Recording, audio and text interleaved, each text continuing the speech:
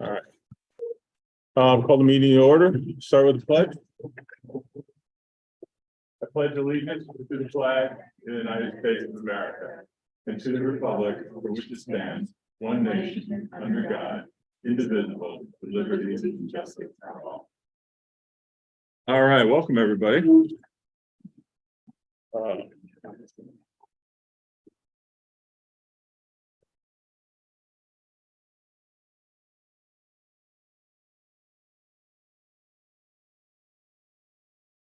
We need to take motion to without having Cheryl here.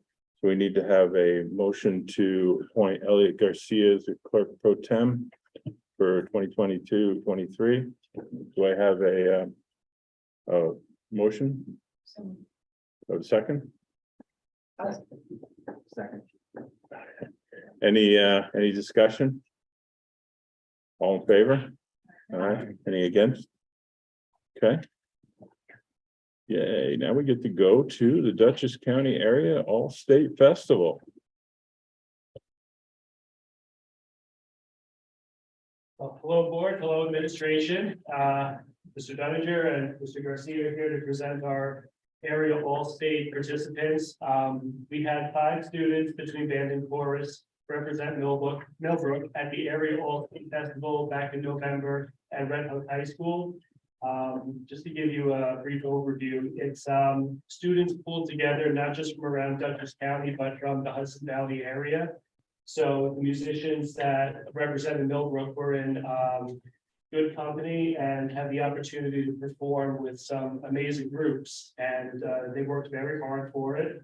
They got accepted based off of their NISMA solo scores from the previous year, and to get in, you need scores of anywhere from 96 to 100. You need to be kind of perfect or near perfect to be accepted. So just to give you an idea of how hard these students work to be a part of this festival. And for band, we had Amber Contamin and Aiden Fischer, clarinet and French horn.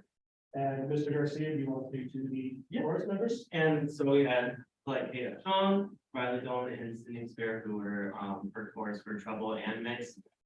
It was not like just hearing from them, it was a really cool experience, but also for me as well, because the conductor that was the guest conductor was I actually took a class with him in college. So, but it was like during COVID in 2020 virtual. So it was cool to see him in person, and it was also really cool just to hear from the kids, like their experiences and how much fun they got to collaborate with other kids around the state and around the district. So it was really cool. Very good. Very good. Thank you. Well, I just wanted to say we are incredibly proud of you guys. I mean, when you go out to these, whether it's a sporting event, whether it's music, but you're representing our school, and the feedback that we get from all of these contests and exhibits, and it's just what tremendous kids we have at Millbrook. So thank you all for representing us. Thank you all for just using your God-given talent, and thank you very much. It's beautiful.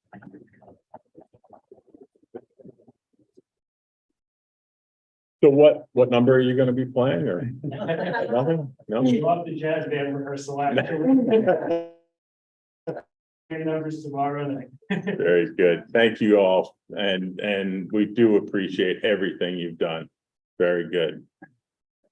Thank All right. you. Anybody? Thank you.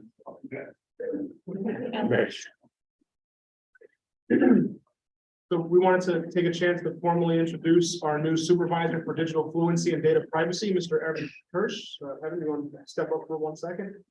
Mr. Kirsch comes to us from most recently from Highland. He's worked throughout New York State in a couple different districts. He's got an educational background in educational technology, instructional technology. So we're excited to have him apply those skills as our new administrator. And I can say that in his first 2 weeks, he's hit the ground running and has already introduced himself to just about every staff member we have, and has been working closely with our administration, including Dr. Watkins, on both current projects and plans for the future. So, Evan, if you wanted to.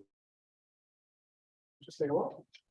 Ladies and gentlemen, of the board, my name is Evan Kirsch. I'm absolutely thrilled to be here at Oak Brook. I cannot tell you how excited I am.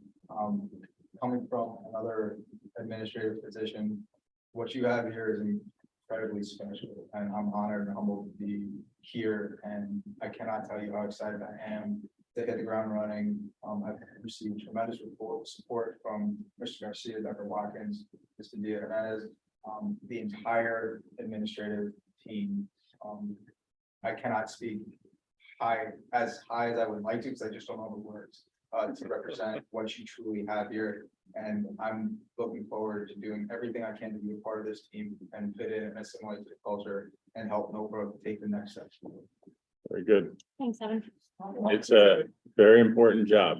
I mean, it gets more and more embedded in us every day with everything from cyber to new institute or new teaching capabilities. So welcome to the team. I appreciate that. Thank you very much. And next time you get to see the big table. I mean, I would have pulled you up anyway, but Ellie said, no, we got to show him like he's got to work for the table. Well, I appreciate you guys. Very good, man. Welcome to the team. All right. Next is consent agenda. Anything anybody wants pulled? Do I have a motion? Excuse me, do I have a motion to approve? Do I have a second? Second. All right. Any discussion on any of the items? All right, all in favor? Aye. Any against? Very good. Dutchess County BOCES, the spotlight is there. I think you all got the invitation to go on tour, to tour it. We talked with Jason Thursday. Yeah, last Thursday. And they're still finalizing a couple things like the big screens that are in the conference center, but the vast majority of it's done. The only thing they asked us to warn everybody is wear your walking shoes, because I don't know if you've been in BOCES, but it's up the stairs, up the stairs, up the stairs. It's a long walk. So, but it should be an interesting visit. All right. School bus cameras. We have. Yeah. We have Anybody? Corey Quinlan from Bus Patrol is here in person. Oh, okay. And Brian Fitzgerald's on the screen. Oh, there's Brian. You can come. Good evening. Hi, Hi, Brian. Brian, how are you? Good. How you doing? Good, thank you. All right. So who's going to take the lead? So interestingly enough, Howard had some questions about bus patrol. And the cameras, so, I did speak to Corey a little bit before the meeting. I did explain to him that this is something that we had explored, some in the past. That there were some questions about, consent from the district, that partnership having not been developed, thus far with the county and the district and bus patrol. I know that Brian, our student who is present on the screen, has said that if we consent to it, First Student doesn't have an issue with it, right? Yes. Yeah. We've done. We have dozens of situations around the state and other states where we are working that with bus patrol. So really, that it's up to you folks. And if you choose to go that route, we have a good relationship with the bus patrol team, and they will be able to access the buses and get you going. And we don't play much more of a role than that, just kind of giving them access and making sure we can get up and running.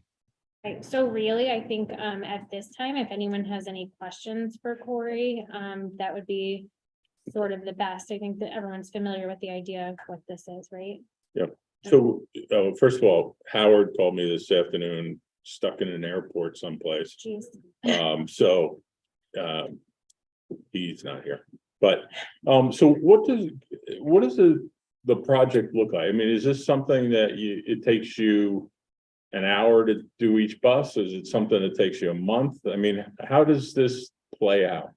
Well, let me introduce myself first. Okay. I'm Corey Penley. I work for Bus Patrol. I'm the program manager for Dutchess County as well as a few other counties around New York State, Rensselaer County, Albany, Rensselaer City, Niagara, places like that. Also in downstate in Nassau County, town of Hempstead.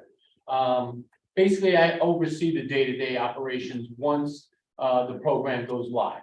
So in your particular situation, Dutchess County passed a law in, it's local law number 1, 2020, which is on the books. And that works in conjunction with the New York State BTL 1174A, right? And that's the subsection of the parent law 1174A, which if you see a car pass a school bus and a police officer stops them, they would be cited underneath that. Now, 1174A is basically taking it one step further and saying, basically, we can do photographic enforcement. That photographic enforcement does not, it's a civil liability summons underneath the BTL. So for a lack of a better term, it would be like a parking violation, right? It can't be assessed points because you don't have a driver. Yep. So basically, we've worked with Dutchess County, a number of school districts throughout the county, the courts and everything like that. In your particular case, basically, the steps would be for the school board to look at the opt-in from Dutchess County and either agree or disagree with the opt-in. If you decide to opt in from that point on, you would decide, do I want interior cameras or only exterior cameras, or do I want both? So there's benefits to both, right? So basically that would be in your court. So the school district would opt in. We would then go over to first student and basically have a on-site analysis. They would provide us the amount of buses. I checked with our supervisor today in regards to, installation and timeframes. So let's say tonight you decided we're gonna opt in, for all intents and purposes. You would, as long as the fleet size for Millbrook School District is right around 50 or under, we could most likely get all the buses equipped by March, April, and you guys would be on board, ready to roll. Now, in regards to, I know there was a question about video. That type of stuff is stored on the DVR of the school bus, so it doesn't get elevated to the cloud. So all interior cameras are stored on each individual school bus. So no one has access to that unless it's verified by school district executives or first student. So those two entities really are the only ones that can request the retrieval of that from the DVR. Now that maintains for approximately about 30 days, depending on the activity of the school bus, just like really a home DVR would be. There's a couple ways to access that. And those are things that we would discuss with first student, with Brian and you as well as the school district. There is a misconception, and I just want to be clear, is when it comes to video retrieval, there's only a couple ways to do it. There's no desktop feature. You can't log on to your desktop and go back a couple days or anything. We don't have that feature. There's two options. One would be go through first student. They would access the DVR. Provided. Hey, Corey, I have to pop in on this for a second. For the sake of my previous statement, that was regarding the stop arm cameras. Internal cameras, that is an entirely different discussion. That is not something that matches my previous statement. We have different contracts. So I think I would just, Corey, I think you're talking two different things. The external cameras, we could be prepared to do in a heartbeat. The internal cameras is an entirely different conversation that sometimes conflicts with our own technology.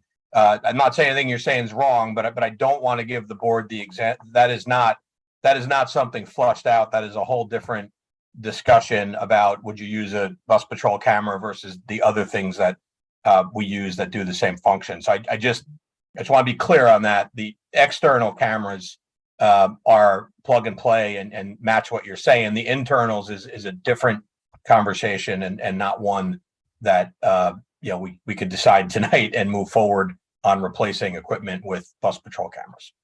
And I gotta- Sorry to interrupt. I just wanted to be clear on that. Understood, and that all has to do with the opt-in agreement, right? So if you guys decided that this is what we want, we'd have to go back to first student and make sure that, hey, this is, it aligns with what they're doing. And we wouldn't do any installations until the opt-in was taken in and verified with first student and such. But in regards to that information, I just want to give you the full aspect of what we provide. If the capability and agreements with first student are, set in motion. I mean, do we have it? Because I personally, I think they're two completely separate issues. There's two completely separate sets of responsibilities, videoing the kids on the bus with their activities is a whole different subject to me than catching cars that are blowing past school buses. So is there an issue, like, is there a bandwidth issue or anything if we talk about them as separate issues that, whether or not we want the cameras on the cars and whether or not we want the cameras on the buses?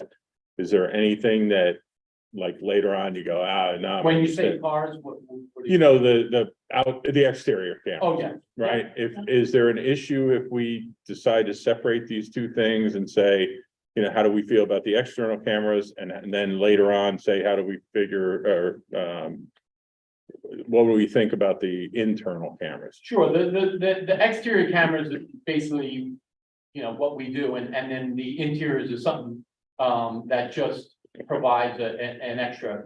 But what we're here for is for the enforcement side, right? Yep. The exterior cameras, I'll give you an overview, is basically you would have it's like 270-degree fisheye lens. Mhm. It's placed on the driver's side, about mid-bus on a 40-foot bus roughly, in between the two stop arms, just to kind of give you an idea. It's placed up at a height level, up towards the rooftop. It gives you a 270-degree view of buses that would be either overtaking or meeting. And that's our enforcement camera for all intents and purposes. And then down below that, we have two what are commonly referred to as traffic cameras. Those, I'm not sure of if you've seen or if the police departments are equipped around here. Sometimes you'll see these like little cameras on the trunks of the police cars. Those are license plate readers. This is sort of like that, except that it's full video. It just doesn't snap photos. It's full video. And that's where we grab our license plate information for the violators. In addition, there's a side load camera as well, and so those are our enforcement cameras on the bus. Okay. Can I ask you a question as far as, I know is just at any point during this, whether it be 2 years, 4 years, 10 years down the road, is there any cost to the district? No. Okay. No, we basically do it at no cost to the school district. It's all developed by the county. And basically it's funded by the revenue generated by the citation. And Brian, and other places that you've seen this, is any of this foilable? Where you guys would have to redact, if there were facial images, captured in the video, do they have to be, are these images foilable, or are they, are they, I guess, private? From the exterior cameras for the stop arm cameras? Yeah. That is, I have not bumped into that in any place else. And admittedly, I may redirect that a little bit to Corey, because what happens is we don't, we really wind up being just the wheels on the road that the camera sits on. So unlike, that's why I stopped that other one. I think Corey's team owns all the cameras, and we first student really does nothing other than let the cameras be put on the bus. So that may have happened, and Corey, you might be able to answer that. I don't know that I would know if it had happened. It might have gone straight to bus patrol. I don't know of one program that I'm a part of, but I can check back and give it to you. In regards to exterior cameras, being able to foil, I know that when there are incidents, where there's police involvement, we'll get a subpoena. Okay. And then, of course, if it's of some more severe, like a child was struck or something like that, then, of course, maybe a warrant would be applicable, depending on the police department and the incident being investigated. I'm assuming that data that's collected goes to the cloud and directly to you, right? Correct. All the external cameras, yeah, the enforcement cameras, yeah. I think the violations, is it a bus patrol employee or a police department? Well, that's twofold, right? So basically, the way that the system works is we have a computer, it's a artificial intelligence, and it's taught to learn the activities of vehicles outside, traversing on the driver's side of the vehicle, of the bus. So that camera actually captures the violation itself, right? That data is then pushed up into the cloud, into our secure server. And our computer processes it and says, hey, on this 30-second or 2-minute clip, whatever it may be, where the stop arms are out and the flashing lights are on, the computer identified, let's say, 5 violations. We'll have a human reviewer from bus patrol go in and review those 5 events, right? And they'll determine whether they meet the law or not. So let's say, for all intents and purposes, 4 out of the 5 meet the law. Then they will create an evidence package. They will populate the videos. They will take the snapshots with the still frame, for court purposes and for the violator. This will then get pushed out to the approvers. Now, the approvers for this program are assigned from Dutchess County Traffic Safety. They are assigned through the county. They have 3 main approvers and then 2 supervisors. So the 3 main approvers look at the evidence packages. They're trained and they understand the law. One of them is prior law enforcement. One's a DOT or prior DOT person, and I'm unaware of the other person's background. And then also, of course, the ones from the county is a part of the Stop DWI program. He's the coordinator for that. We provide them the background and the information in regards to the infraction, which is 1174A. It's pretty simple in New York State. You can cite on both sides of the road, whether there's a barrier or not, as long as the red lights and the stop arms are engaged. So if it's a 1 lane going east and west, 1 lane each way, you can cite both directions.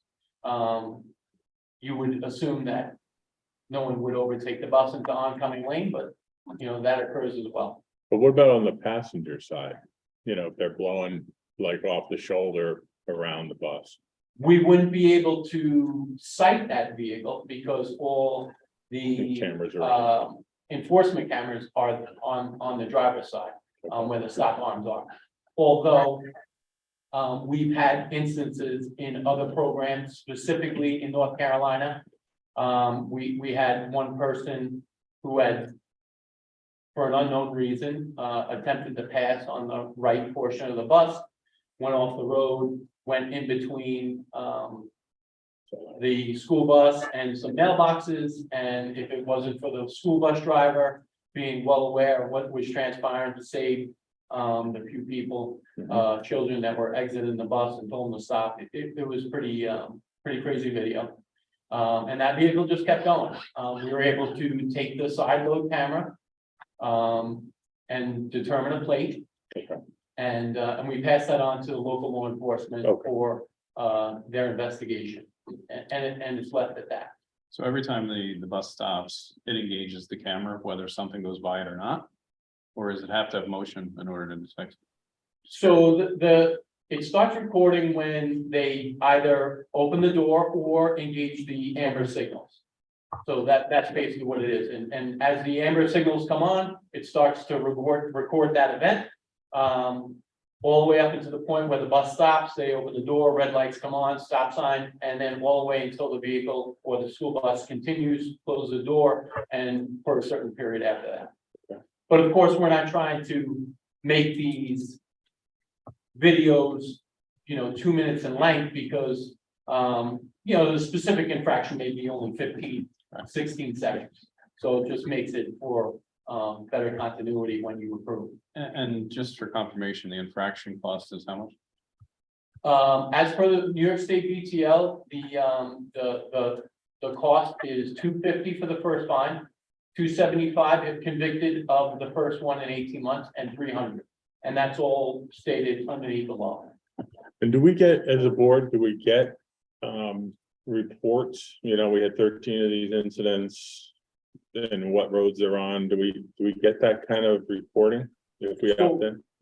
Correct. So what I do is on a monthly basis for like some of the school districts that I'm doing now, like Arlington, Red Hook, Hyde Park, Wappinger. What I do is I dump the information from our data resource and I provide them for the month. So here are the top violated school buses. Here are the top violated school buses by location. Here's the top violated, times or dates. It can get very specific, depending on what you want. But I, for the most part, the school, district transportation directors, just really want to know frequency, location, for the reevaluation of maybe stops going forward. All right, do we know if we need a motion to do this, or do we to opt in, or is just a vote by the board? Okay. Yeah. No, I'm not done. We're not done. I just wanted to figure out where do we go next? Yeah, so I don't know that we were prepared to do that. I think we were just having the presentation and then we could have a resolution, but Julie will be here later. So if we wanted, she could script something out for after executive session. And are we entering an agreement with you or with the county? Who's the agreement with? So you're opting into the county program, the school district does. So you'd have to look over that opt-in agreement and, look at it and, I'm assuming that the school attorneys will look at it and advise the county. Okay. We're really just the conduit for the county program. Okay. We provide all the correspondence, the mailings, we train the approvers, take care of the courts, and stuff like that. So when it comes to, that approving entity or anything like that, it's really Dutchess County. Okay. Tina? When did bus patrol first start working in Dutchess County? I don't know the specific date, but it was in December of last year. Okay, do you have any data that is documented to show any decrease in percentages of those running stop signs since December of 2021? I had some data, but it's sort of the county's data for right now. So I could speak to the county and raise that concern to you guys and the concern that you have, and they can provide it to you. Okay. But we track that data and we can provide that. Okay. And the process you were discussing, it seems like that's a lot of overhead costs with employees and if you've been providing evidence packages. I know from the information that we received, it says schools are not responsible for install equipment, no cost for that, but who is going to be covering the maintenance costs, overhead costs? Is that the county? Is there a way that falls back on the school? Is that sometimes less the floor? The school district has zero cost. That you will never, ever be billed. Ever lay out a dime, that's confirmed. In regards to the county, they have a contract with us and all that is developed inside their contract. In regards to, upkeep, that we take care of, if some of the school buses have issues, the transportation directors reach out to us. Or in this case, first student would say, hey, listen, the stop arm or the camera, or, there was damage, then we would go in there and swap it out. And what's the duration of that contract with the county? I'm sorry, Do you know the duration of that contract with the county? I don't know the length, to tell you off the top of my. But I'll let me make a note because I want to make sure that. With the district or with them? With the county would have to re-up that contract with the program with that. The county's got to fund 3 years. And that's why I asked. Might have been 5.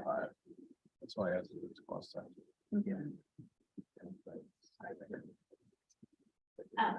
And do you know of any other companies out there doing the same thing, whether it's at the county or in North? Say that again? Are you aware of any other companies out there doing the same thing as bus patrol, whether in Dutchess County or perhaps New York? I know that there are other companies. One is Vera Mobility. There is another company that's really our main competitor. I'm sure that there's other smaller companies, here and there, but I don't know their names. But are they in Dutchess County? No. That's just once there's one program, for the county, then. That So would be it. opt-in is basically, really all we're adopting it into is the county program. And, for now, you're the guy, or you're the company. Correct. Any other questions for these guys? Either Brian or? Okay. All right,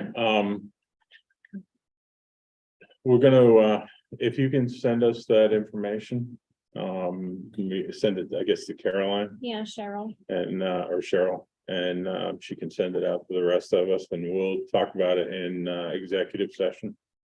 Later this evening with our attorney. All right, Okay, I'll check with the Commissioner Rafter. I'm sure if he was here, he had a previous engagement scheduled on this evening. So I will email him the 2 questions. Okay. And tag Cheryl, and then make sure that they're answered appropriately. And I'll provide him the data as long as he's fine with it. And I don't see a reason why he wouldn't provide, to tell you the truth. all right, very good. Thank All you. right. Brady. Thank you, Brian. And if Thank you you think all. anything else, you have my Card behind my you. card, Yeah, and please don't hesitate to reach out. Okay, great. Thank you. Thank you. very good. All right. You guys have one? That's fine. Send it around. All right. Next is the free and reduced lunch, or free breakfast and lunch. What do you guys? Okay, yeah, well, I think we left all that after you were gonna go to the Dutchess County School Board meeting and kind of see what they were doing. I know I think they held a meeting last week and I'm not sure. I was there. Yeah. So the discussion at the Dutchess County School Board last Thursday. There are a couple of districts that are looking at it. Not countywide, like, I think there's a lot of hesitation to asking for more funding. The problem we ran into, and I'll talk more about this later, is that the biggest issue right now for Dutchess County, my opinion, most of the people's opinions, is this whole BOCES thing. So the meeting we met with David to talk about collective bargaining and what's going on in the county. And then the majority of the discussion was around this Dutchess Community College thing. And also, you know, it's a mess. I mean, in my opinion, there's people are saying it's legal to fund it. People are saying it's illegal to fund it. So it just dragged on, and we never really got to are we interested as a group in pushing this? My take is probably not, because sort of everybody has, you know, there's certain districts that have a lot of funding for this stuff and aren't really worried about it, or have a high level of free and reduced lunches already. Honestly, I don't know where to take it next. I don't think there's going to be an appetite for, and I'll talk about it later, but I don't think there's an appetite for messing with the free and reduced lunch right now, because that's one of the parameters that's been discussed about the whole Dutch Community College thing. Like, you know, how can you claim equity when you're charging people flat rates for attending certain courses? And then if you just turn it all, like everybody goes free lunch, then you're suddenly saying, well, then everybody's into Dutch Community College. And some people say that's okay. Some people are, again, you know, and these are the lawyers are telling us. Some are saying, no, it's fine, go ahead and do it. There's others saying you can't spend money on, you know, public money on specific things. It really is a mess, but again, I'll talk more about that later. Whatever the board wants to do from a Millbrook standpoint, it personally is fine with me. I think we should publish this, you know, this letter, take action thing to the district, and see how much help that puts on it. But I just think there's going to be little appetite for it right now. Oh, that's probably not a great acronym, but little willingness to push this piece of it. Yeah, that's about all I have. So as a district, we could post this link on our website. Correct. We could send it out to parents and families. Yeah. Yeah, I mean, At it, least to give them the options. Yep. Is there a separate letter or the link is what we're referring? Yeah. Okay. Like a small letter with that. Yeah. Okay. all right, I mean, like I said, we'll talk more about it, when I can use. Anyway, so did you want to continue to push forward on it? Do you want to create a subcommittee to, sort of a temporary subcommittee to push this for Millbrook? Basically go after, our constituents and not go after them, but talk to them, explain the issues and see if they're interested in doing this or not. We need another stuff, and maybe we should fall under education and me, Howard and Jen can work together. Okay. Yeah, and I mean, if you can bring it back, the other thing I'm going to try to do is meet with Deidre Houston on this Dutch Community College thing. I can also bring it up with her to see, what her thoughts are on it. All right, Thank you. all right, Thank you. all right. Oops.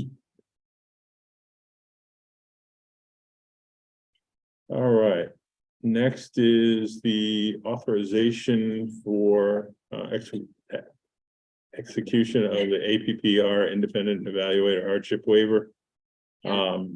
Do I have? So, in case anyone isn't sure what that is, We are a small district, so essentially larger districts require that an administrator in a teacher's bed code, which is essentially within their school, does their formal observation, and then their second or subsequent observations are supposed to be done by an independent evaluator, meaning an administrator outside their beds code. So some districts hire people just to do that on contract. Some people send admins from other buildings.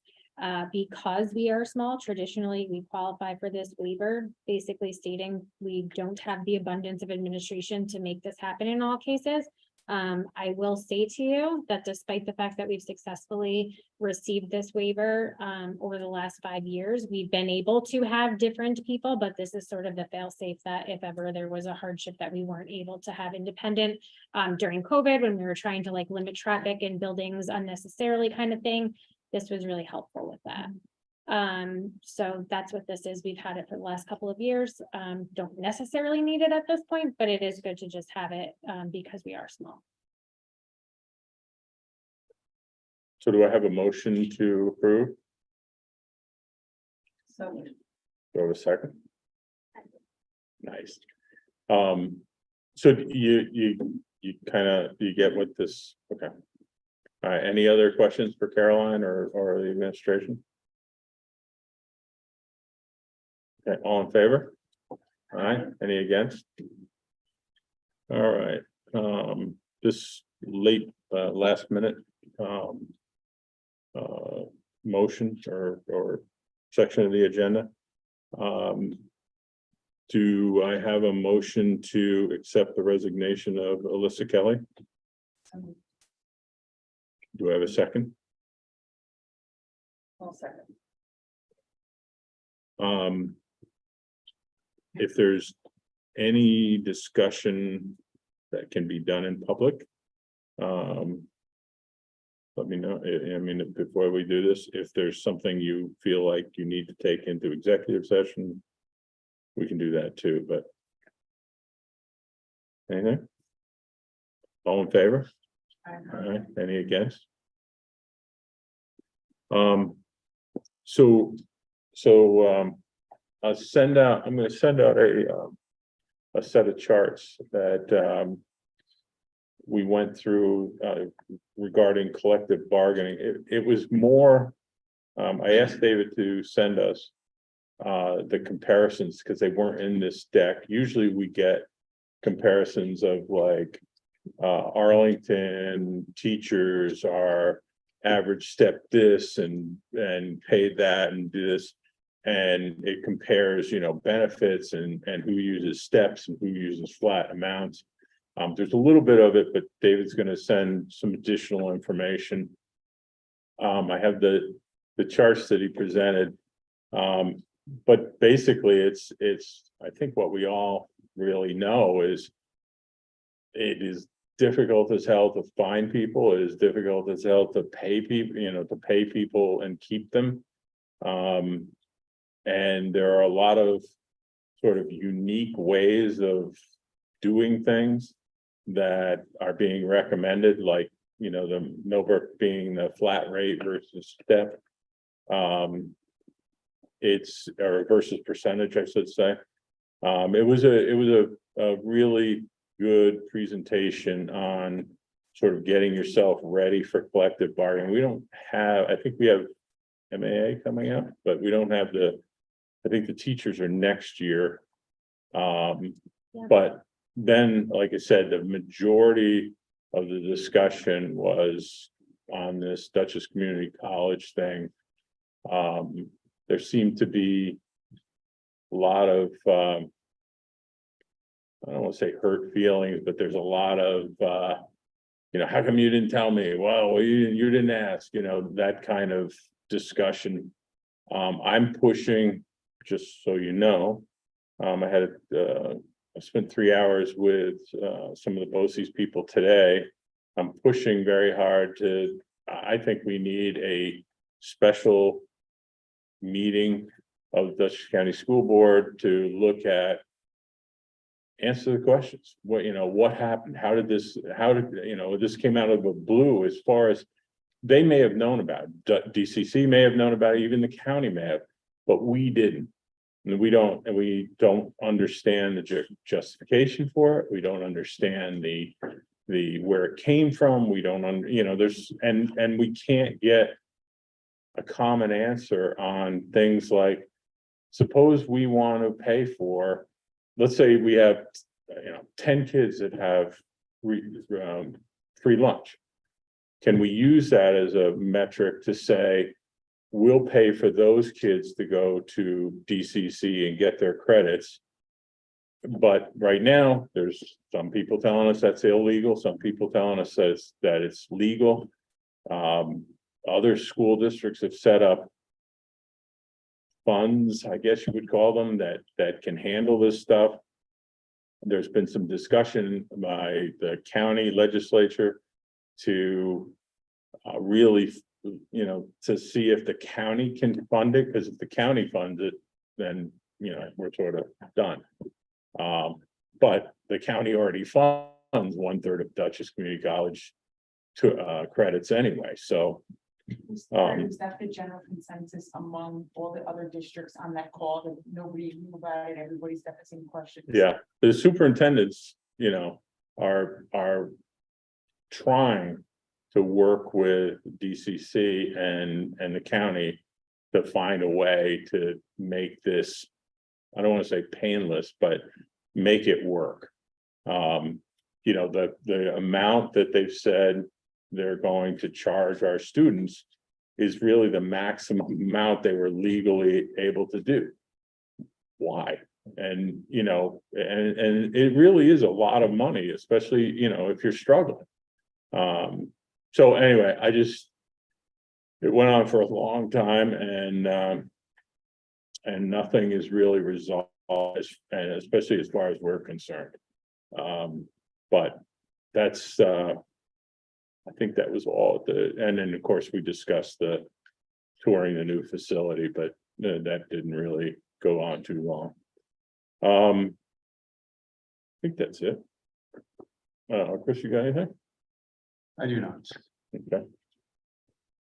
So, good evening, everyone. Right in line with Perry's comments on Dutchess Community College, at this point, the Dutchess County Superintendents felt that it was prudent to inform our families of these newly implemented course fees. I did share a copy of the letter with the Board of Education. It's hyperlinked here in my report. It was strictly informational with, no opinions attached. It's really just to let families know about this proposed tuition, so that they have ample time to start planning ahead of course selections for the secondary students. So that letter is there for your viewing. We also have 2 administrators who recently attended a therapeutic crisis intervention train the trainer, so they will actually be instructors that it works through de-escalation to prevent crisis situations and to help de-escalate crisis situations where they come up. Steve Cabello and I have been trained in the past. I know Rick is trained in the past as well. So they just renewed their certification to be instructors. So that will be spread out through various employees. I know we've had a group of TAs that have trained in the past, and teachers, so we'll continue to do that training, which has really actually been very much enjoyed and appreciated by our staff over the years, so we'll continue that. The APPR, I know that we just did the hardship waiver. We actually met to update some of the annual professional performance review components, primarily focusing on the metrics that are used in the growth score calculations for teachers. So previously there were some specific state testing requirements that we had to use as a component of the teacher's annual professional performance review, as well as the high school principals. That was modified right before the pandemic, and again, just recently. So at this point, we're just kind of catching up to the modifications that have come along. So that had a March 1st deadline. So we met with the MTA, the MAA, and district representatives along with Julie Shaw. So we've mapped all of that out. Julie will work for it, work that through, have it all nice and cleaned up for presentation to the board at a later date. Elm Drive is working with Mindful Moments to help students learn self-regulation, calming, and relaxation.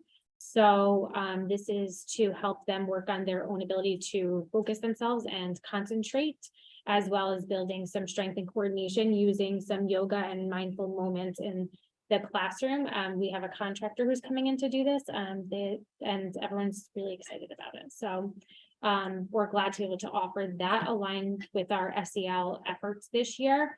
Also at Elm Drive, Ms. O'Connell is doing a daily tier 2 vocabulary word. So tier 2 vocabulary words are words that you will see sort of across the content areas. So there are grade level specific lists of these words, P through 12. So each day, she's doing an age appropriate word of the day that's explaining to students what that is, using it in context, and helping to build their vocabulary as a school altogether on the announcements. During January and February, we will be having some of our ruler, that is the social emotional learning program that we're using. The phase 2 rollout is beginning at this time. That's being spearheaded by Samantha Holtzborg, and she's working very closely with the building principals so that the work is aligned in all 4 buildings. I'm just going to keep saying this every single time we meet. We continue to look for custodial workers and substitutes in the areas of, nursing, custodial, food service, teachers, monitors, teachers aid. Please, if you're interested in work, we will train you. Go on our website, see if there's anything that interests you, and please fill out an application. We will be in touch, and I'm happy to answer any questions about the specifics of the job. I know that Mr. Seipel probably mentioned this, but the high school concert is moved till tomorrow night. It was postponed from before break, and it will be tomorrow night, where you can see some of the students that were just honored here tonight. And Mr. Garcia, who's here present, will be leading that for tomorrow. So that's very exciting. At Alden Place, the Kindness Club will meet on Thursdays from 3:20 to 4:30. All students are welcome. Please ensure that your child gets a permission slip so that we know they have your permission to be there. On January 17th, we will host our 3rd Family University for this school year. That will be hosted by the Alden Place staff.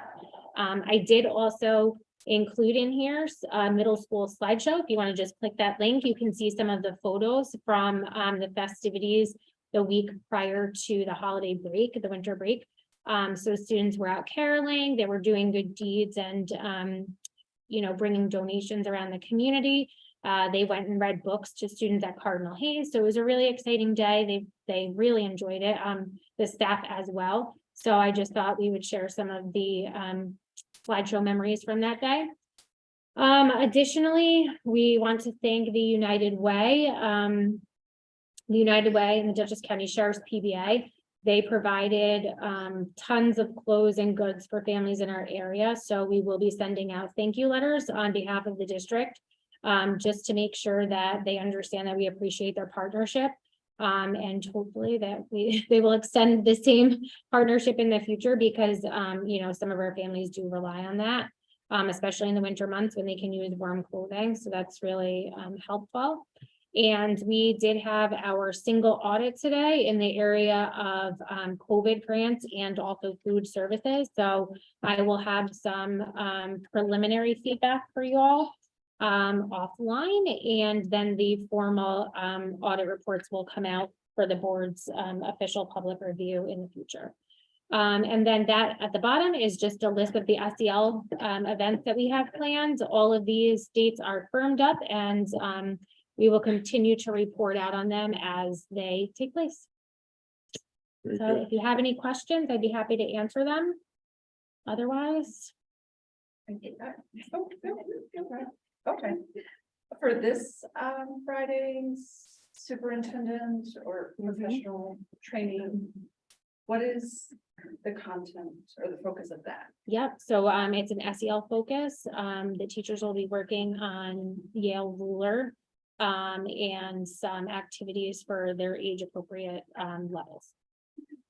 And I wanted to thank you guys for putting on Millbrook Minute on the website, lots of places, the newsletters, the early release times. I know it seems like something little, but it has created a lot of stress in past years when you don't really Yeah. know the exact time until a couple days before. So it And does make a lot of difference. Yeah, and thank you for bringing that up. I did want to just remind folks publicly that the parent pickup will start at the elementary school at 11:40. But the buses probably won't leave the elementary school until closer to noon. That's the typical length of that process, but I don't want parents to think that their student left the elementary school at 11:40 because that's not true. So parent pickup starts at 11:40 and the bus dismissal will be shortly after that. For Family University, Alton, is that gonna also be held virtually? It'll be both. It'll be hybrid like they've been in the past. Okay, I was having a really hard time for Drive. Family University getting the link or finding the link, will it be kind of when you go on the website right away, that pop-up box, or is it under certain? We can do that. Okay. Thank you. Yeah, Any other questions? All right, thank you, Carolyn. okay, no problem. Oh, yeah. Good evening, everybody. So a couple quick notes. So some of this stuff's been covered by other folks, so I'll just kind of move through quickly. 2023-24 budget prep for 23-24 is underway. We've met with all of our building principals and just about every one of our budget builders. We've got a couple more people to speak to. But I wanted to thank Caroline and Amy for the comprehensive approach we're taking to this process. The entire superintendent's cabinet has been involved in just about every budget meeting. So with all voices at the table, it's easy to kind of move through things pretty quickly. So thank you for supporting that process. Ashley, our treasurer, is doing an amazing job as well, organizing the budget and keeping our notes together. Ashley and I are working pretty closely to kind of update the budget language as well as fine tuning our code allocation. So when we do present the budget to the board, you're going to see it might look a little bit different than it has in the past. And the reason for that is, over time, things evolve and maybe the heading, the name didn't change, but what's in it did change. So we're trying to change the headers to match the content, if you will, to make it a little bit more transparent, a little bit easier to understand for some new folks in the room and for the people at home. So we're just trying to make it very clear and straightforward as best we can. So looking forward to our first of many presentations coming up next month for that. We do expect some additional aid. This is the final year that the state is phasing in on our full foundation aid. So we're expecting roughly an additional $250,000 in foundation aid. So that's the aid that passes through from the federal through the state to us. As the board knows, we've had some increased costs, like we awarded our transportation contracts with had some significant increases in them. So this is going to help offset some of the unexpected increased cost items that we're dealing with for next year. Personnel, so we introduced Mr. Kirsch today. We're super excited to have him aboard. One of our new, also a new appointment is our new registrar, Kathy Mattis. Kathy's been an integral part of our high school family since 2010. She has been involved in the registration process previously, and we're very excited to have her take over as our central registrar going forward. We did have a number of very qualified and very enthusiastic internal candidates, so I do want to publicly thank everybody who applied for that position. And it's great when people get excited about working with our families and our kids. So I just wanted to thank everybody who was a part of that process and the interview committee that helped us make it happen. From the facility side, I'll let John get into the details of the buildings. The one thing I did want to touch on is the repair reserve authorization update. So our materials for the Elm Drive repairs are on order. We expect them by the end of the month, John. They're actually in. Oh, they're actually in. Fantastic. So since I wrote this, it's that those repairs have been affected. The board did ask us to look into the chiller repairs at the high school. I told you a couple months ago we were going to get an updated quote on that. We did see a 5% increase on that cost estimate, so it brings us just to just over $41,000 to repair one of the two chillers that serve the air conditioning system at Millbrook High School.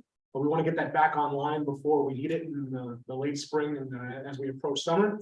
So John is working with the vendor to do that. I will prepare a resolution for board authorization for that additional expense at the next board meeting on the 24th.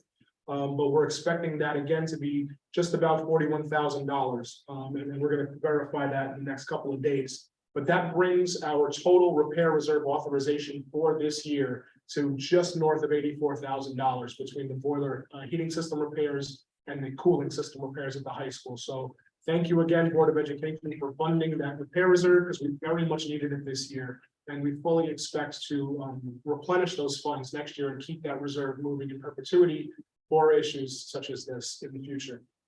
Staffing update, we have a new custodial worker, Michael Lippy, I believe. Yes. He was appointed this evening, so as Caroline noted earlier, we're still desperately seeking subs in all areas, but on this note specifically in the facilities department. But we're glad to have Michael aboard. I believe this makes us fully staffed with our full timers, but we would love to have a couple of subs working with us. There's always room for extra work. As far as capital projects are concerned, our capital outlay project for this year is the second phase of our Millbrook High School secure vestibule that has been approved by SED. It is out to bid. The bids are due on noon, January 24th. Anybody that's watching that's interested in bidding on that project can go to our architect's website at thebcgroup.com for bid specifications and additional information. We would hope to have that awarded very soon after the bids are due. So the bids are due on January 24th. I would hope that in one of the February meetings, we have the bids vetted and proposed to the board for award. And we're hoping to have that work completed over the spring break recess. As far as our next capital project, again, just as a reminder, we are looking towards a November 7th referendum for the large scale project that we're working on based off our recent building condition survey. We will be having our kickoff meeting with our financial planners later this week. And then the project team will be assembled before the end of the month to really look at what our budget looks like, start building in the physical plant and infrastructure needs. And in tandem to that, we're gonna be working with Caroline to bring our instructional team together and bring that program component into the conversation. So our hope is that within the next couple of months, we're going to be able to look at the list of options, both physical plant infrastructure and program, and start to piece together options for packages to go out to the public. So we're moving along on that process. So that is definitive, right? Pardon? That is definitive that we're moving it to November, as far as that goes. Yeah, I mean, we're already kind of.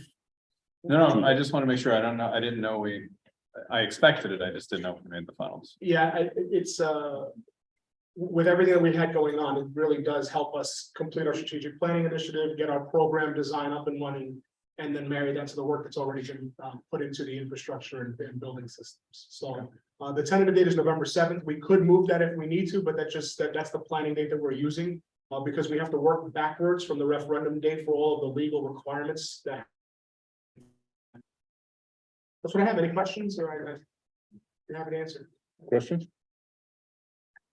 All right, thank you, Elliot. Thanks. And we did notify all the parties that we are moving it out. And there's no issue. Parties as far as. Everyone we voted in. Yes, so we have the architects, the financial planners, bond counsel, and our construction management firm are all working with this November date. And they've all been notified that they're approved and ready to go. Yeah, we will have a resolution at the next board meeting. Thank you, Chris, for reminding me to just formally select the Palumbo Group as our construction managers. That's the last really player involved. Our financial planners are in. We're going to meet with them on Thursday, Ashley and I, to go over general preparation and capital project preparation. The architects are in, and bond counsel's already been selected, and our district attorneys are aware as well. And the backup chiller, how badly has that thing been? Say it, but over time, one chiller was cannibalized in service of the other. Yeah. This is the cheaper one to fix. Right. And it's pretty intensive. Because of the age of the system, a full system overhaul would require bringing a new refrigerant into it, which would change a number of internal components as well as external. So we want to just have at least one functional. And then I think as we're moving towards the capital planning project, we can determine if we are going to build into the projects to fully rehabilitate both chillers. If we really do see a need to upgrade and replace them, then we have to bring them to current code, which is moving away from the existing refrigerant to a new code compliant refrigerant. That would be a hefty lump sum, but it's something that we need to quantify in order to plan whether or not we're going to do it. If we choose to not do it, then I think we invest in really Yeah. rehabilitating the other chiller to have that backup system in place. Well, I gotta believe that whoever designed the high school, there was a reason to have that backup chiller. And I can imagine what a mess it is right now, but, you know, I hate to see us just leave that carcass there and we fix one and then we're, is it gonna break today, you know? Certainly, and So, like with alright. all of our HVAC systems, the tandem design is so that if we have a breakdown, we don't lose the capacity, right? So I think that, again, I don't want to spend $50,000 on something we're gonna replace in 2 years. Yeah. But if we think, you know what, let's just fix it, and then on the next phase of capital in 3 years, we'll revisit it, then certainly let's invest 50,000-60,000 to get it up and running. Is that how long you can get a last of those repairs, the 41,000, about 3 years? I think if we maintain it properly and we do an annual service contract like we did with our boilers, we can keep it operating in perpetuity. But at this point, because it's gone so long in a deferred maintenance model, it's gonna take an intensive rehab to get it up to speed, and then we just build, like John has a preventative maintenance plan, and we'll service it every month, every, semi-annually, to the extent that it needs it, so we don't have this major failure again. Did we bother getting a quote to do both at once? Just We did, the preliminary quote was north of 72,000. We don't have that in our reserves, we don't have it available, so. So separate, there, it'll probably be in the range of 90, together it's around 70. Yeah, So it is a cost savings. I mean, from when John got the quote, John, when did you get the first quote? October, November? Yeah. So we've seen a 5% increase just on the one, and that was the easier lift, so to speak. So yeah, it's just one of those things where I can't do both of them, but I gotta at least have one. Okay. Any other questions for Elliot? Thank you. All right, John? Good afternoon, everyone. Just to go over the maintenance reserve work again, the condensate, turn tech and air compressor. It's the mechanical hazard on hand. We just got to schedule the install of it. So I'm hoping to get that done in a week or two. Working with our rate. Facilities coordinated with the technology department and we ran the wiring in preparation for installation of new cameras at all of them. Middle school and high school, the camera installation already started already.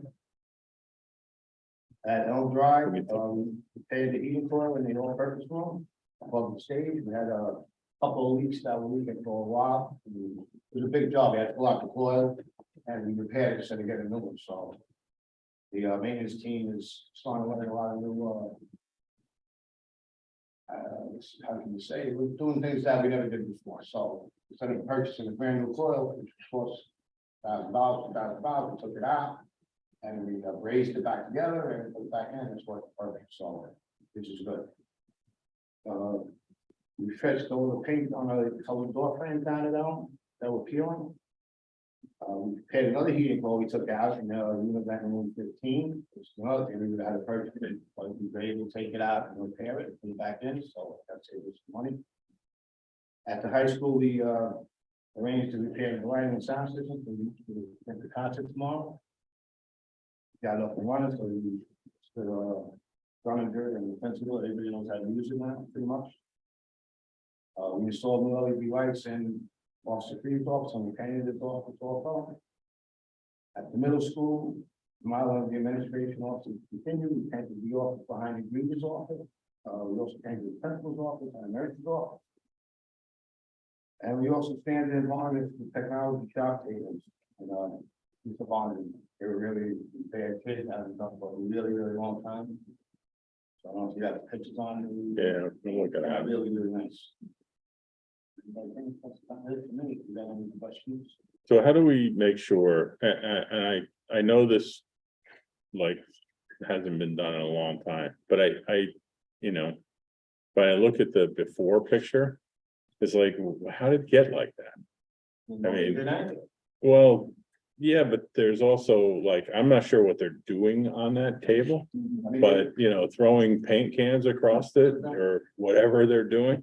Doing a lot of work on it. They saw on it. You see this, the new picture, you see all the Yeah. black, that's all saw cuts into the wood itself. The original, the before picture. I mean, that's a lot of heavy duty paint on it for years and years and years. I think that was done.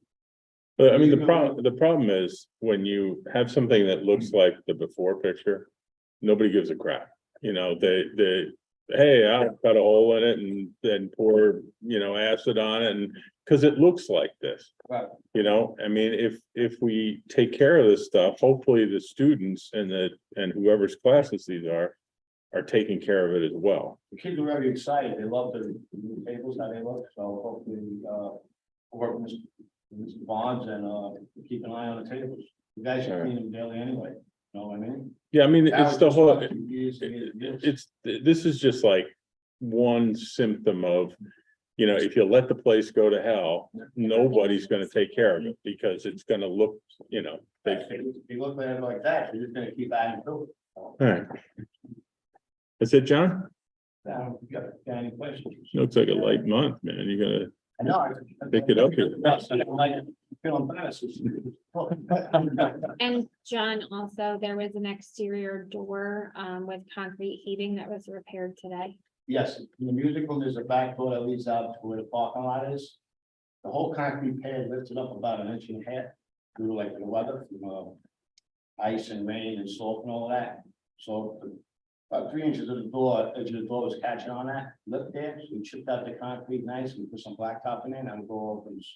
Is this the ones you guys were? Yeah, that was like less than 24-hour fix. Nice. Just a note on that, that area was included. Scope under phase 2 of the secure vestibule project. There was a piece of concrete work that's going to be bid as an alternate for that project. So if we can do it in that budget, we can address it this year. Now we can roll it into the next project.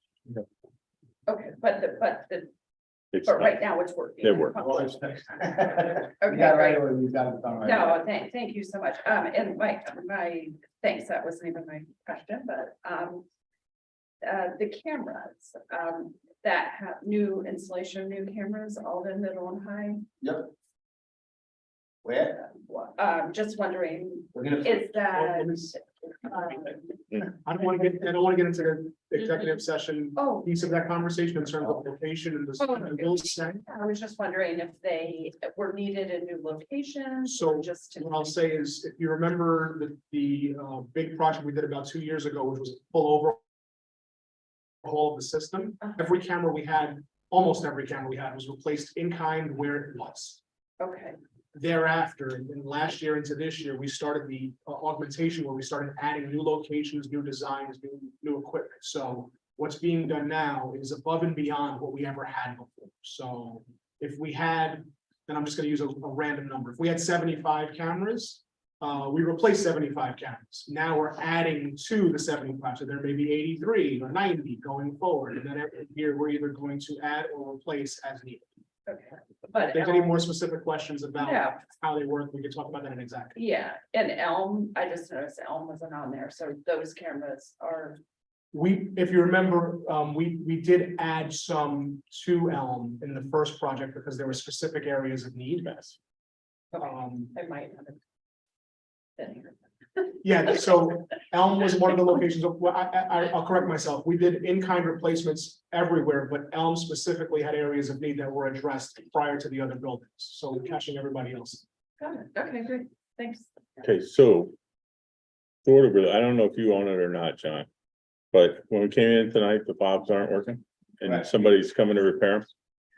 Two pieces, what happened, but the other piece is.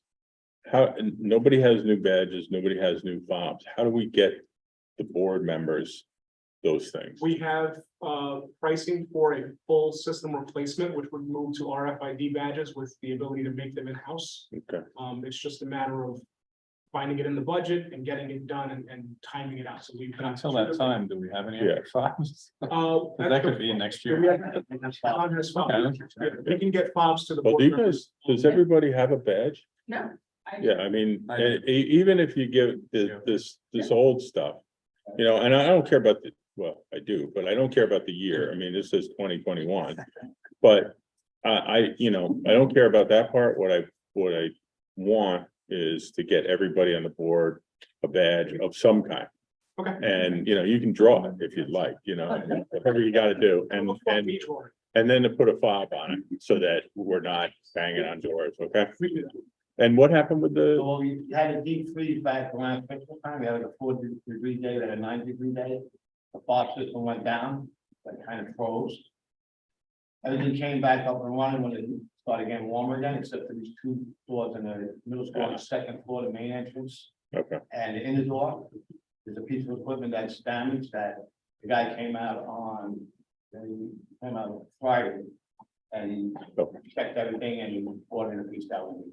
okay. So can I ask you guys at the next meeting, badges for anybody that doesn't have one? And fobs. for And we these do, I can folks? do all the fobs. We can do the badges we currently get are from our school photo company, so if you. Oh, I thought we printed those, no? We don't have the printer here, we don't have them here. That's part of the design of the new system is printing them in-house because they would be RFID enabled. All right, well, at least let's get fobs We can for get the board fobs. members. Does every board member need one or just, Everybody needs to follow Yeah. except Perry. except, Yeah. so we need 6 Does Howard fobs. have one? I think Howard might have one, I think.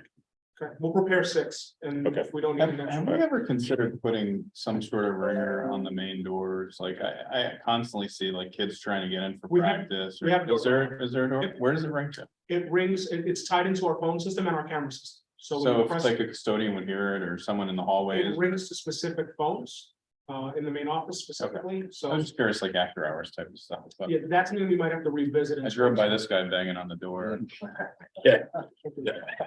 Hollering out the window at me, Yeah, stop hitting the door. the after hours piece would have to be, I mean, we'd have to figure out staffing wise where we want it to go, right? Because it has to be Right. somewhere where there's a body parked to answer it. I got you. All right, so next board meeting, okay. Thank you, John. Any other questions for John? All right, where am I? Oh, Amy. There we go. Amy, All right, I'm up. Okay. Happy New Year, everyone. Thank you. Okay, so I will keep it brief, but I highlighted that the mobile app is continuing to gain traction. So we've had an additional 30 people download the app in the last 2 weeks. So I think that's pretty exciting. We keep plugging it in the Millbrook Minute and any information that parents or families are looking for, please email me directly and I'll make sure that it gets on there. That is just, and I said it in my report, just at the push notifications, that's like a one-stop shopping for all of the information. So if you feel like your inbox and your email gets really bogged down, having that app puts all the emails that are sent out, whether it's from the building principal, from district office, from food services, it's all in those notifications. So you can control which buildings you follow. So if you have no children in one building, you don't have to follow that building, so you wouldn't get those emails. So it really streamlines everything. So I encourage everyone who hasn't done it to try to do it. And on that note is I'm putting it out there just so that everybody is aware of what we are doing to try to combat and prepare this. So Blackboard, which is our current website community manager is what it's called in the background. They were purchased by Final Site, so they were acquired by another company. I have worked with that company before. It isn't as user friendly, not that Blackboard is all that user friendly, but I am used to it. So we are trying to do our due diligence rather than just moving on to a new website because we have to look around to make sure, because we're going to have to switch things. It's going to look different either way. So we want to make sure it's as user friendly to everyone on this side that's putting on information and everyone in the community that's looking for that information. So we have already started that process, but we just think it's important for everyone to know how far in advance you have to start that process to make sure that it goes smoothly and really aligns with our strategic plans, specifically on discourse. Instructionally, I'm excited. In the next few months, we're partnered with Innovative Designs for Education, specifically the Edfidity portion of that group. And they have put together modules of professional development that can happen asynchronously, that have videos and then lesson planning that teachers do. So they do it on a just-in-time basis. As you may or may not be aware, our teachers do complete in-services and from various vendors, but this I feel is very targeted and something that the district can get beyond its support. And information that we can support through our department meetings and superintendent's conference days, and it's available to teachers at will too, just for them to do it. And there's no specific cost to any one teacher or that they are limited to how much that they can take. They have access to all of those modules. So I'm excited to see how this rolls out. But it's definitely personalized learning experiences for our teachers, which will therefore well, it aligns to our rubric, but it also will support our students overall in their learning.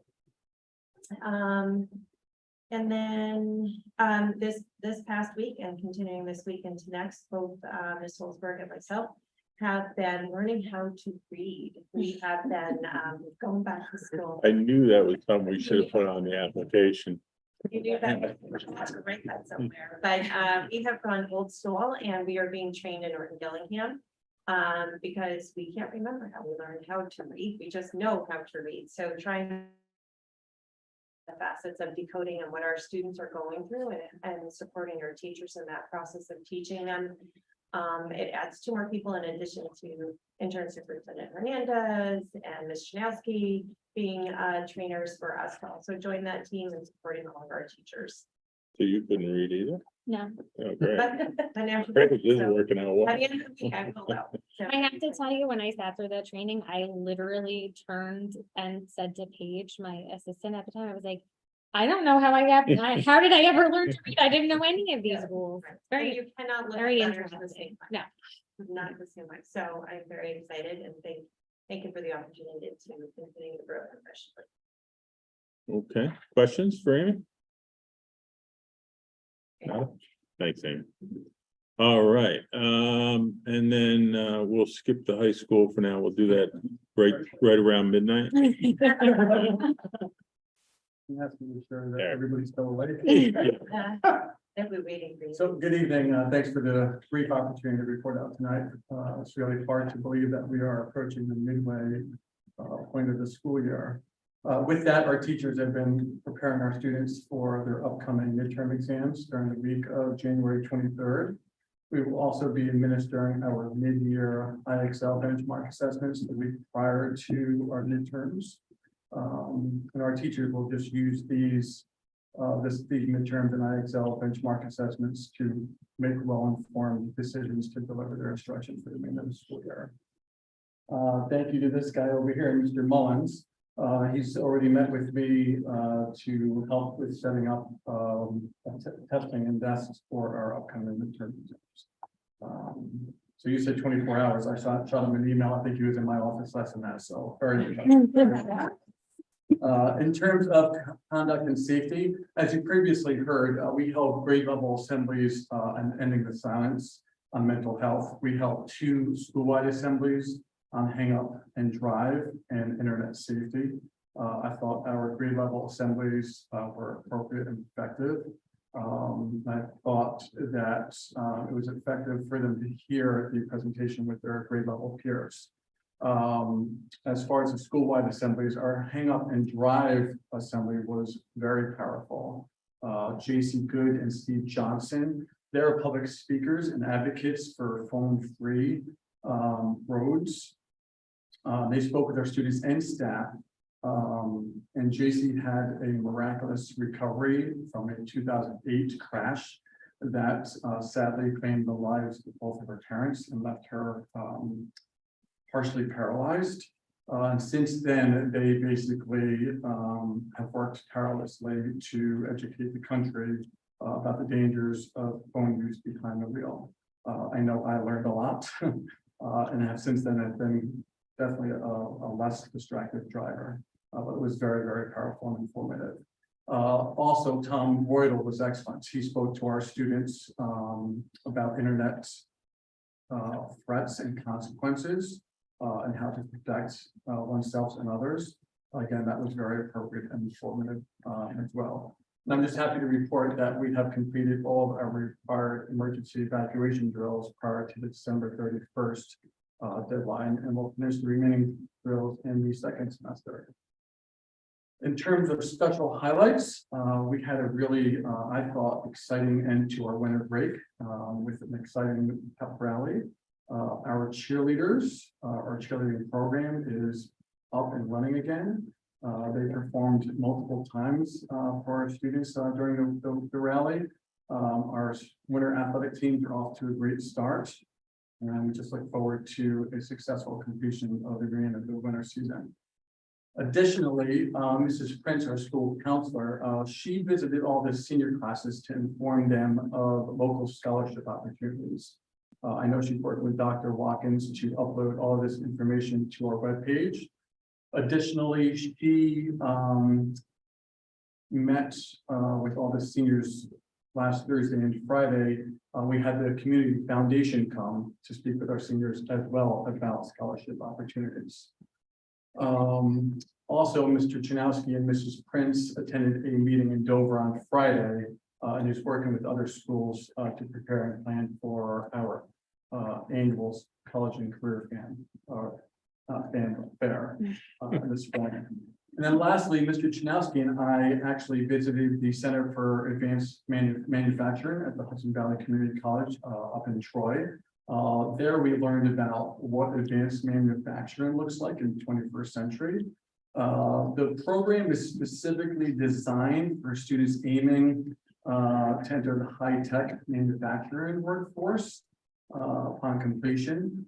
And in the program at Hudson Valley, classroom and lab training covers like an array of areas related to the field of precision metal,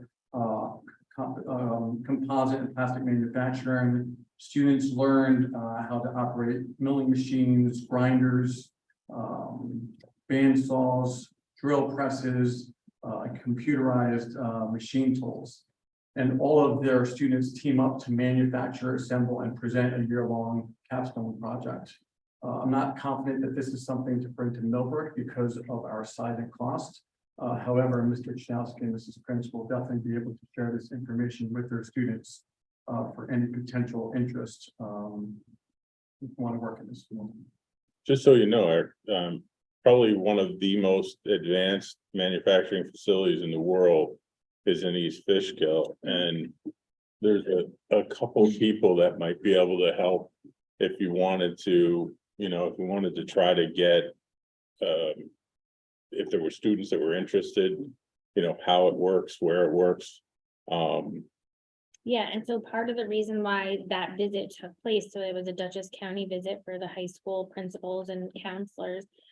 Because there is going to be a program that's similar. It's not quite as expansive as the one at Hudson Valley Community College, but there's going to be a BOCES program coming to this area that will, and David, if you have the terminology better than I do, please jump in, but it will allow students to leave high school with the advanced manufacturing credentialing that would allow them to apply for like entry-level positions.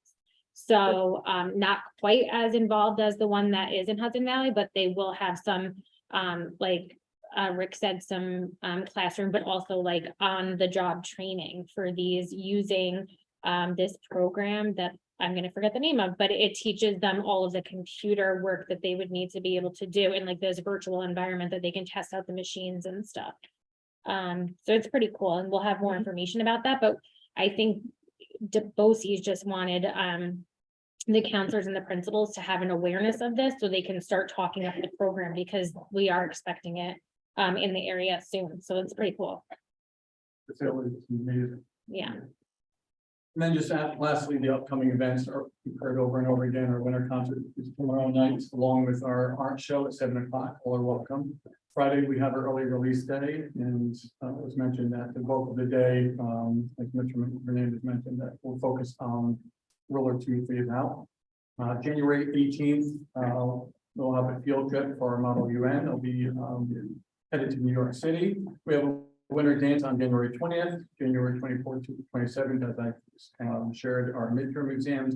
I just forgot to add in my report that on January 31st, we'll have presentations on teen dating violence. I thought is when I'm working with Ms. Holzberg with the details what that will look like. Thanks for listening. Thank you, Eric. Any questions? Thank you. Come on, you got it. You only get to torture the principals like once every few months, so, you know, do it. Thank you, Eric. All right. Oh, No questions. no questions? Nobody's online. No. All right, future agenda items, are gonna start tightening up really soon, given the budget calendar, so. Well,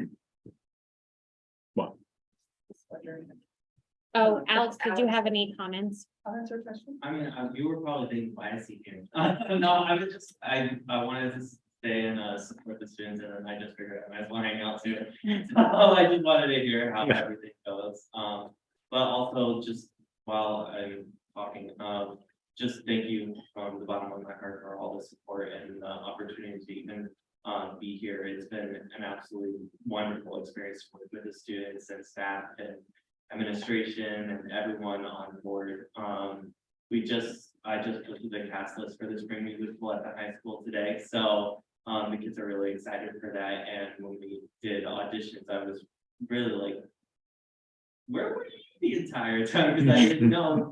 Sometimes some of the kids will sign up for auditions and then they audition and they have like this huge, amazing voice, and I'm like, where did this come from? So I just can't thank you enough for raising your kids and your students, and just really creating a great foundation for them. And if there's anything else I can do to further support them, I'm always open to ideas. If you don't know, this is my second year teaching, so I definitely have some fresh ideas, but I'm also always open to more collaboration and what I can do to further challenge our students musically. very good. Thanks, Thanks. Alex. Can you tell us what the play is? Yeah, Mean Girls. Oh. Yeah. The So, high school Yeah, version.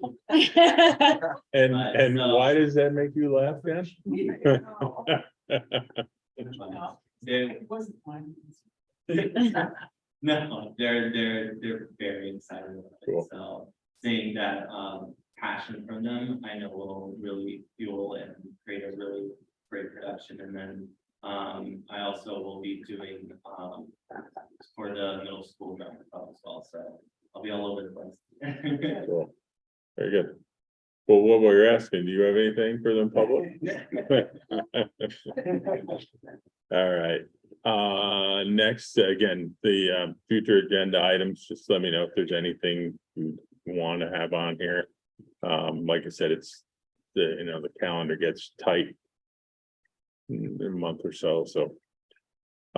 Next is executive session. Do I have a motion to go to executive session? Do I have a second? Second. Just so anybody that's listening or watching knows that we may make decisions which require us to take action when we return to public session.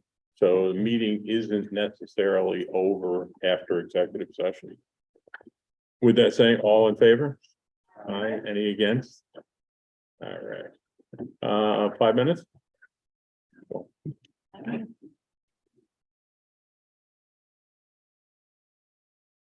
Have you seen that DCC has that, I think it's, oh no, maybe it's both these, has that airplane thing?